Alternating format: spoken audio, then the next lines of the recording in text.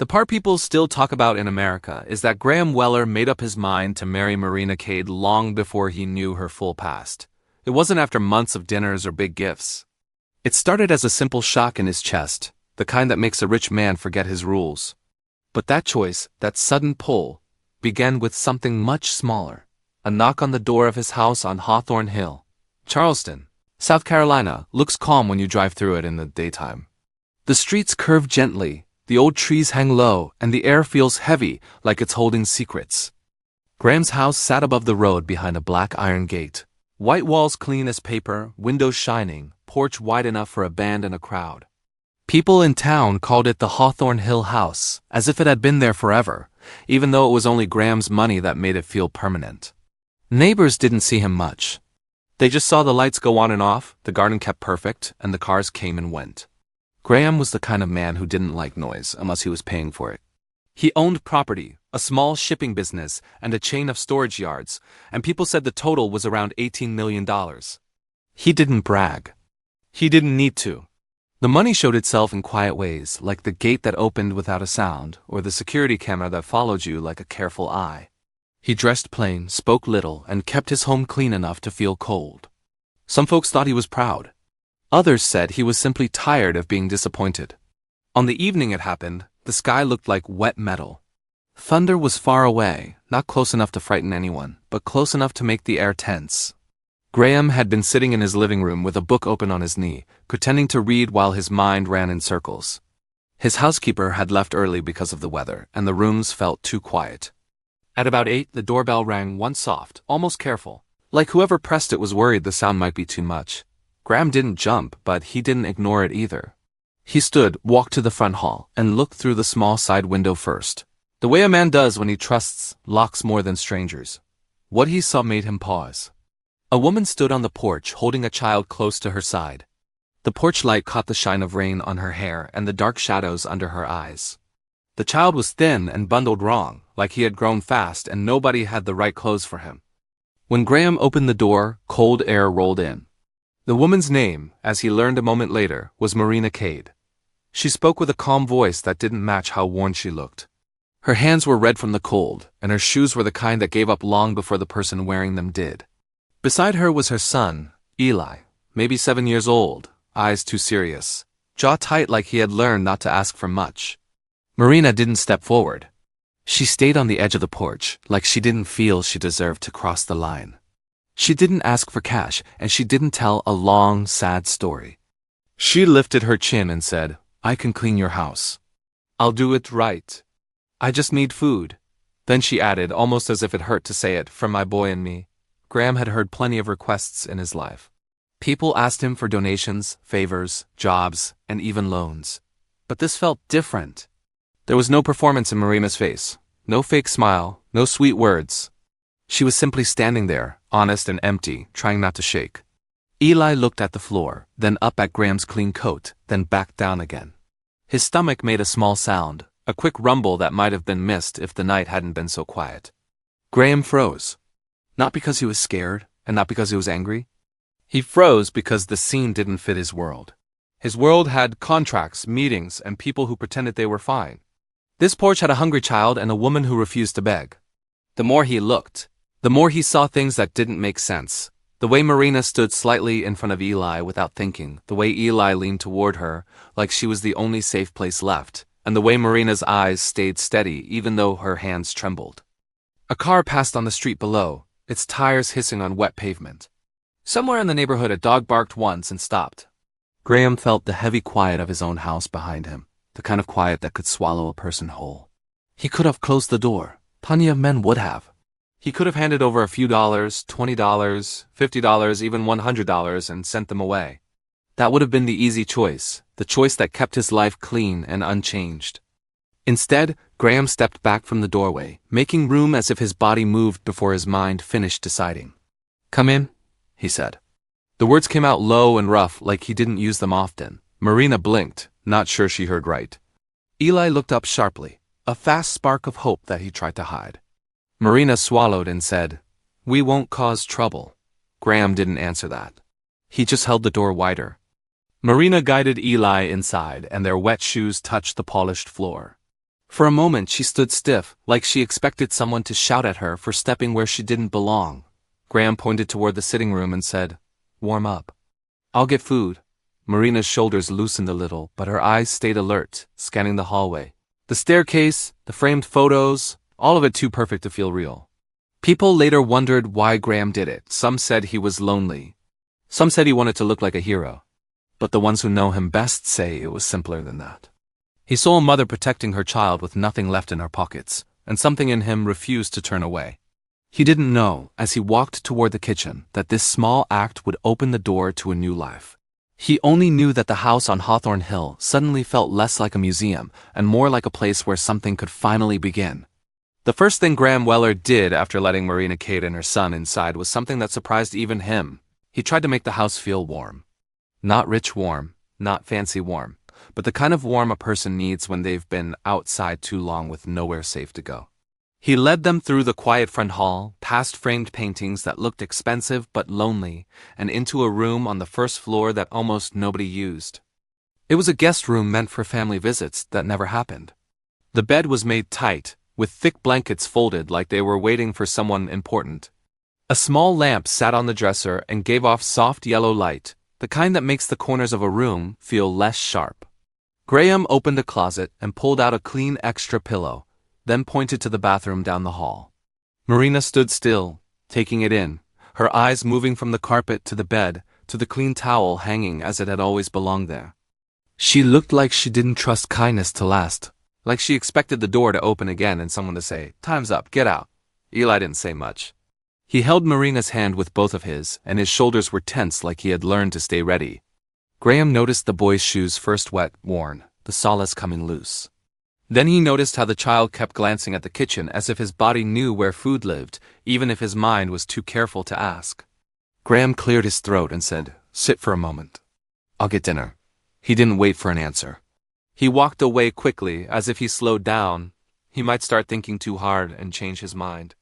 The kitchen was the heart of the house, but it didn't feel like a family kitchen. It felt like a clean workplace. Graham had a cook who came most evenings, a woman named Darla Hensley, who knew how to make food taste like comfort and also knew how to keep quiet about other people's lives.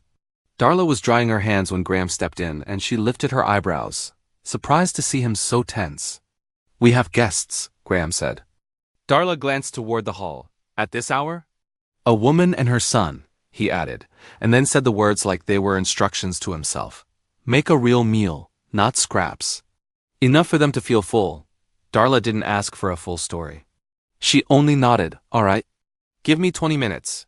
She pulled out a pot, set it on the stove, and began moving with steady purpose. She roasted chicken, warmed bread, and made a simple soup with vegetables, the kind that fills the air with a safe smell. While she worked, Graham opened his wallet and placed $200 on the counter without a word. Darla pushed it back toward him. "Keep your money," she said.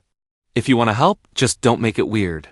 When the food was ready, Graham led Marina and Eli to the dining table. The table could have seated 10, but only 3 plates were set down, and the empty chairs looked like silent judges. Eli stared at the chicken like it might be a trick. Darla placed bread beside him and gave him a small glass of milk. Eli took one bite, then another, then began eating like he was afraid someone might take the plate away. Marina ate slowly, as if she wanted to be grateful but also careful. She tore the bread into small pieces, chewed softly, and kept glancing at Eli more than at her own food. Darla brought a second serving and held it out. Marina's eyes filled with tears so fast that it made Graham look away. Marina nodded once and whispered, "Thank you." Her voice was steady, but her hands shook when she lifted the spoon. Graham watched them, and something uncomfortable rose in him, guilt, maybe, or the feeling that his house had been too quiet for too long. He thought about the times he had thrown away leftovers without thinking. He thought about how he could buy a new suit for $600 without blinking, while this child was eating like his whole body had been starving, not just his stomach. Graham didn't like feeling helpless, and this feeling was worse because it came with the knowledge that he had always had choices. After dinner, Eli's eyelids drooped. He tried to stay awake, but his head dipped forward like a tired flower. Marina rubbed the boy's back, and her expression softened in a way Graham hadn't seen at the door. It wasn't relief exactly. It was caution mixed with hope, like a person standing on thin ice, listening for cracks. Graham cleared his throat again. He didn't make speeches. He didn't know how. He simply said, "You can stay for a while?" Marina looked up sharply. "I can work," she said at once. "I can clean, cook, do laundry, anything. I don't want to be a problem." "You won't be a problem," Graham replied, surprising himself with how certain his voice sounded. "You'll work if you want. But you'll be safe here." Marina pressed her lips together, as if she was holding back words that were too heavy. Her hands trembled in her lap. She glanced at Eli, then back at Graham. "For how long?" she asked. Graham didn't give a number. "Long enough," he said. Then he added more firmly, "And your boy will have what he needs." Darla, who had been quietly clearing plates, paused and looked at Graham as if she was seeing him for the first time in years. She didn't smile, but her eyes softened. That night, Marina tucked Eli into the guest bed.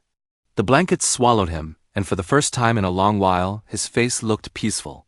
Marina sat on the edge of the mattress for a long minute, her hand resting on his hair, and she listened to the steady sound of a child breathing without fear. She didn't cry loudly. She only wiped her eyes with the back of her hand, as if she didn't want to waste any strength. Upstairs, Graham lay in his own bed, staring at the ceiling. The house was silent again, but it didn't feel empty in the same way. It felt alive, like something had shifted inside the walls. He asked himself why he had done it. He wasn't a rescuer. He wasn't the kind of man who invited strangers into his life. Yet he had opened his door, fed them, and promised safety like it was the most normal thing in the world. Over the next few days, the changes became visible. Marina cleaned with quiet skill, not rushing, not showing off, just doing the work the way a person does when they're trying to earn a place. Dust vanished from shelves. Floors shone. Even the windows looked clearer, as if the house itself could finally breathe. Eli began to move around more freely. He found an old toy car in a storage box. Darla brought down and rolled it along the hallway, laughing when it bumped into the baseboard. The sound of that laugh, small and bright, echoed through rooms that had not heard a child in years. On the fourth day, Darla pulled Marina aside near the laundry room. Her voice was gentle but direct. "You need proper clothes," she said, "and a good bath. No one should feel like they're borrowing their own skin." Marina looked embarrassed and tried to protest, but Darla cut her off with a firm wave. "Hush, let me do one kind thing without you turning it into a debt." Graham heard about it later when he came home. Darla told him plainly, she needs basics. The boy too. Graham reached into his pocket, pulled out a card, and handed it to Darla. "Spend what you need," he said. $1,500 should cover it. If it doesn't, spend more. Darla took the card, then studied him. "You sure?" Graham nodded once. Yes. He walked away after that, but something in his chest felt tight, not from fear, more like a door inside him had cracked open. Marina and Eli were still sleeping under his roof, and now the house on Hawthorne Hill was no longer just his. It had become the place where their new life was starting, even if none of them dared to say it out loud yet. The next morning, the Hawthorne Hill house felt different, even before anyone said a word.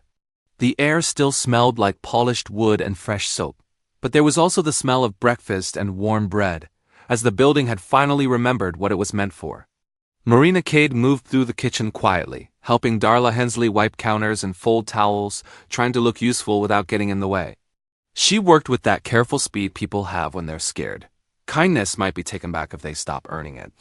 Darla watched her for a while, then gave a small shake of her head, like she had seen this before. "All right," Darla said, her tone firm but not unkind. "Today we fix the basics. You and the boy." "No arguing," Marina started to protest, but Darla raised a hand. "I'm not asking.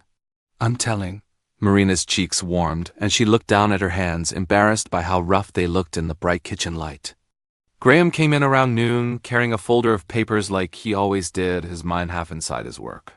He paused when he saw Marina folding towels. The house had always been clean, but the cleaning before had felt like a service. Marina's cleaning felt like someone trying to build a life. It made Graham uneasy in a way he couldn't explain, as if he had been living in a neat, silent shell, and now a real heart had started beating inside it. Darla pulled him aside near the pantry. "I'm taking her to the guest bathroom," she said quietly. "She needs a bath, a haircut later, and clean clothes that fit." Graham's first instinct was to nod and step away. He didn't want to be the sort of man who watched a woman being helped. That felt wrong. But Darla added, "And I'm buying her a simple dress. Nothing fancy. Just decent. Graham didn't hesitate this time. He slid his card into Darla's hand and said, "Use it. If you need more than $1,500, use more." Darla studied him the way a person studies a weather change. "You're serious," she said. Graham's jaw tightened. "Yes," he answered, and walked out of the kitchen like he was escaping his own thoughts. The guest bathroom was bigger than some apartments in America. It had a wide tub, a clean glass shower, and shelves filled with towels that looked too soft to touch. Darla ran the water until steam rose in gentle waves, then set out clean soap, a brush, and lotion with a plain scent. Marina stood in the doorway, unsure, like she expected someone to suddenly demand payment for all of it. Darla put a folded dress on the counter, dark blue, simple, soft fabric, nothing loud. Next to it were underclothes, plain and new, and a pair of slippers. Marina's voice came out small. "This is too much." Darla met her eyes. "No," she said. "It's not too much. What you've been living through was too much." Marina swallowed hard and nodded once. When Darla left and closed the door, Marina stayed still for a moment, listening to the quiet. Then she turned the faucet again, watched the water, and slowly undressed as if each piece of old clothing carried a heavy story. When she lowered herself into the bath, the warmth hit her like a wave. She shut her eyes. For a few seconds, her face softened in a way it hadn't softened since she knocked on Graham's door. While Marina bathed, Eli sat in the den with Darla and ate a cookie. Darla had found him a set of pajamas still in their package, bought long ago for a guest child who never came. Eli didn't speak much, but he looked cleaner and calmer, his hair combed, his hands washed. He held the cookie carefully, like he wanted to make it last, and he listened to Darla talk about simple things: the garden, the birds, how the rain made the trees smell sweet. Graham stayed in the living room by the fireplace, book open, eyes moving across pages without understanding them. He told himself he was only helping for practical reasons. He told himself it was temporary. But his mind kept returning to the same image. Marina at the door, standing straight while asking for food, refusing to beg. It was the kind of courage that didn't shout. It simply stood there and waited to be judged. After a long time, the sound of the bathroom door opening drifted down the hall. Graham looked up without meaning to. Footsteps moved slowly over the polished floor. The house seemed to hold its breath. Marina entered the living room. Her hair was still damp, darker at the ends, and her face was clean, almost glowing from the heat of the bath. The simple blue dress fit her properly, and it changed the way she carried herself. She didn't look like a shadow anymore. She looked like a real person stepping back into her own life. Her posture was different, as if she had remembered who she used to be before fear and hunger taught her to shrink. Graham stood without thinking. The book slipped slightly in his hand. His voice came out rough, like he hadn't practiced using it. "Marina." She paused, surprised to hear her name spoken that way. "Yes, sir?" she asked. Graham flinched at the word. He didn't want to be he didn't want to be a wall between them. He wanted to be a person. "Don't call me that," he said quickly. Marina blinked, confused. "Okay," she answered, and after a beat she tried the name like it was fragile. "Graham." He nodded once, as if that settled something important. Then he realized he had been staring. He forced his eyes away, embarrassed by his own sudden reaction. But the truth was, he wasn't only seeing her beauty. He was seeing her strength, made visible by something as simple as clean skin and clothing that fit. He was seeing what life had tried to cover up. At that moment, Eli ran in behind her, wearing fresh pajamas and holding another warm cookie. He leaned against Marina's leg like it was the safest place in the world. Marina rested her hand on his head without looking down, as natural as breathing. Graham watched that small motion, the mother's hand, the child's trust, and something old and quiet woke up inside him. A need to protect, not to look good, not to feel important, but because it felt right. Later that night, Graham drove alone through Charleston streets with the windows closed against the damp air. Streetlights painted the wet road in pale gold. He passed quiet houses, dark shops, and a late diner with a few cars parked outside. His mind kept circling one question, over and over, like a wheel stuck in mud. How did a woman like Marina end up knocking on his door for food? He didn't ask immediately. He waited until the next evening, when the house was calm, Eli asleep, Darla cleaning quietly in the kitchen. Marina sat on the edge of the sofa, hands folded, as if she was ready to be told she had stayed too long. Graham sat across from her and spoke carefully. I want to understand, he said, not to judge you. Just to know. Marina didn't give a dramatic speech. She used easy words like she was tired of heavy ones. She told him she had once lived in St. Louis, Missouri, in a small rented place that cost $900 a month. She had worked, saved, and tried to keep things stable for Eli. Then she trusted the wrong man.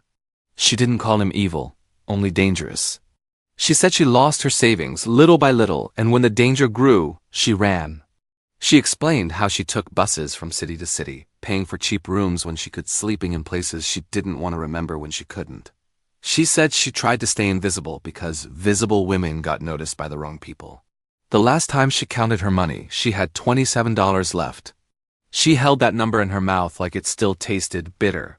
Marina looked down and finished quietly, I didn't want pity. I just needed a chance. Graham listened without moving. When she stopped, he nodded slowly, as if he was making a promise to himself as much as to her. You got one, he said. But deep inside, he knew it wasn't only a chance anymore. It was a turning point. The Hawthorne Hill house had stopped being only a house, and Graham Weller had stopped being only a man with money. Something real had started, and he could feel it growing, even if he didn't yet know what it would become. The days after Marina told Graham the truth about her past did not turn into a fairy tale overnight. The Hawthorne Hill house still had its rules, and Graham still had his quiet habits, but something steady began to grow between them. It wasn't loud or showy. It was made of small things. Marina waking early to help Darla without being asked, Eli folding his blanket after sleeping in a clean bed, and Graham standing at the hallway window each evening, making sure the gate light stayed on. Graham didn't choose Marina because she was beautiful. That was only the first spark, the moment his heart surprised him. What truly changed him was watching her day after day. Marina worked hard, but she didn't act proud about it. She didn't walk around like the house owed her anything. She cleaned, cooked simple meals when Darla wasn't there, and kept Eli close without holding him too tight. When Eli laughed, Marina laughed with him, and when he got quiet, she noticed right away. Graham saw how she built safety for her child with nothing but patience and steady hands. Before Marina and Eli arrived, Graham often ate dinner alone upstairs, as if the rest of the house belonged to nobody. Now he found himself coming down to the dining table without thinking. At first, he sat at the far end, still guarded. Then little by little, he moved closer. Eli began talking more, telling small stories about school ideas, about a bird he saw in the garden, about how the hallway echoed when he ran. Graham didn't talk much, but he listened. That listening, for him, was a kind of love. One afternoon, Graham made a decision that would have shocked his old self. He met with the head office of a private school in Charleston and paid $9,800 for Eli's year.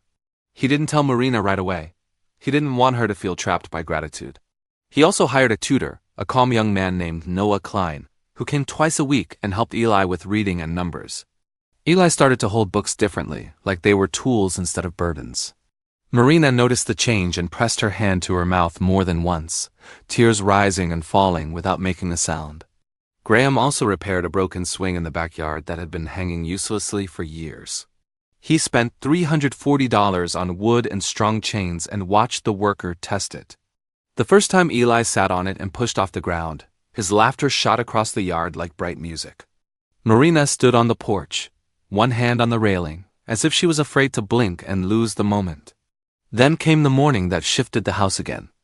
Marina walked into the kitchen and found an envelope on the table. It was plain, no fancy seal, just her name written neatly. She opened it slowly, like she expected bad news. Inside was a simple note and a key. The key looked old-fashioned, heavy, and honest. The note said, "This house shouldn't feel like a place you're allowed to enter. It should feel like home. Pick a room upstairs. It's yours." Marina sat down at the table and stared at the paper for a long time. Darla was washing dishes at the sink and said nothing, giving Marina space. When Graham came in, Marina stood up holding the note like it might burn her fingers. Her voice was small. "Why are you doing this?" Graham looked at her for a moment, and his face showed a truth he usually hid behind calm eyes. "Because I don't want you to leave," he said. Marina's throat tightened. "I don't want to be a burden," she whispered. "You aren't," Graham answered. "You made this place feel alive." A week later, he asked her to take a drive with him. They went to a quiet spot near the water where the air smelled clean and the wind moved gently through the trees. There was no crowd, no musicians, no big speech. Graham simply stood beside her and said the truth in the simplest way he could. "Marina, marry me." Marina didn't say yes right away. She looked at the water, then at Graham, then back at her son playing nearby with a small toy boat Darla had bought for $12. Marina's eyes filled, but she didn't let the tears fall yet. She asked the one question that mattered more than rings or money. "Would you be his father for real?" she said. Graham walked toward Eli and crouched down so they were face to face. "If you'll let me," he told the boy, "I'd be proud to." Eli stared at him like he was measuring something important. Then he nodded once, serious, like it was a promise. Marina finally let out the breath she had been holding for years. She smiled through tears. "Yes," she said. "I will." Not long after, the mailbox at the bottom of Hawthorne Hill changed. A new name was painted on it, neat and careful, as if someone wanted the world to know that a family lived there now. People in Charleston whispered about it, and some tried to turn it into gossip. But those who knew the truth said it wasn't luck or magic. It was one brave knock, one open door, and one man who finally chose to be human. And in the background of that big house in America, Eli's laughter became the sound that proved it all was real.